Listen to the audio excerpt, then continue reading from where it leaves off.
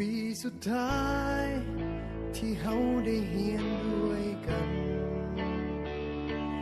ปีสุดท้าย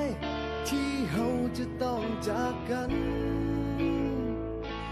ผ่านการเฮียนผ่านวันเวลาจนทำให้เฮาได้หูจักกันได้เป็นเพื่อนกันจนวันนี้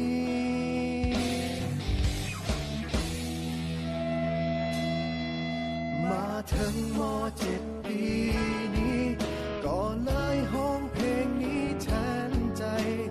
ก่อนที่เฮาจะจากไปห่างกันให้ทุกคนจดจำในใจฝากเพลงนี้ไว้ให้คิดถึงกันเมื่อต้องถึงวันที่จากไป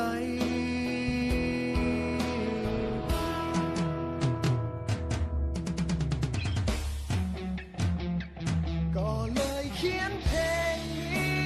ขึ้นมาให้ทุกคนหูไว้ออกมาจากหัวใจของเพื่อนคนนี้ถึงจะอยู่แห่งผลใด